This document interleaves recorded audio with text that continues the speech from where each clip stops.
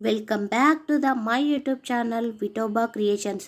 శ్రీనివాసుడు ఒకసారి అగస్త్య ముని వద్దకు వెళ్ళి, మునీంద్ర, నేను ఒక పని మీద భూలోకానికి వచ్చాను. కలియుగం ముగిసే వరకు ఇక్కడే ఉండబోతున్నాను. నాకు ఆవు పాలు అంటే చాలా ఇష్టం. మీకు పెద్ద గోశాల ఉంది కదా, నా అవసరాలకు మీరు నాకు ఒక ఆవుని ఇవ్వగలరా అని అడిగాడు. అగస్త్యముని నవ్వి, స్వామి, పవిత్రమైన ఆవును తన భార్యతో పాటు వచ్చి కోరుకునే వ్యక్తికి మాత్రమే ఇవ్వాలి. మీరు నా తల్లి లక్ష్మీదేవితో కలిసి వచ్చి అడిగినప్పుడు మాత్రమే నేను ఆవుని ఇవ్వగలుగుతాను. అప్పటి వరకు మీరు నన్ను క్షమించాలి స్వామి అన్నారు. తరువాత శ్రీనివాసుడు పద్మావతి దేవితో వివాహం జరిగిన కొన్ని రోజుల తరువాత మహాముని ఆశ్రమానికి పద్మావతి దేవితో కలిసి వెళ్ళారు. కానీ ఋషి ఆశ్రమంలో లేరు.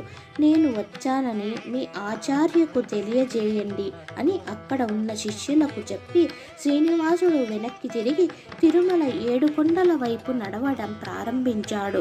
సరిగ్గా 2 నిమిషాల తరువాత అగస్త్యుడు ఆశ్రమానికి వచ్చాడు. అతను లేనప్పుడు శ్రీనివాస రాక గురించి తెలిసి చాలా నిరాశ చెందాడు. వెంటనే గోశాలలోకి వెళ్ళి ఒక గోవుని తీసుకుని శ్రీనివాసుడు పద్మావతి వెళుతున్న దిశలో పరిగెత్తడం మొదలుపెట్టి బిగ్గరగా, స్వామి, గోవు ఇందా, గోవు ఇందా అని అరవడం ప్రారంభించాడు. అయితే స్వామి వెనక్కి తిరిగి చూడలేదు.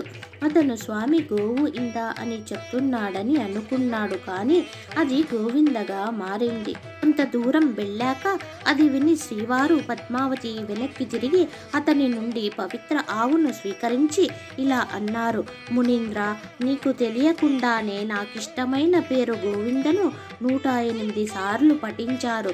కలియుగం ముగిసే వరకు ఈ పవిత్రమైన జ్ఞానాద్రి కొండపై నివసించబోతున్నాను. నా కోసం ఇక్కడ ఒక ఆలయం నిర్మించబడుతుంది. నన్ను చూడటానికి ఇక్కడికి భక్తులు పెద్ద సంఖ్యలో వస్తుంటారు.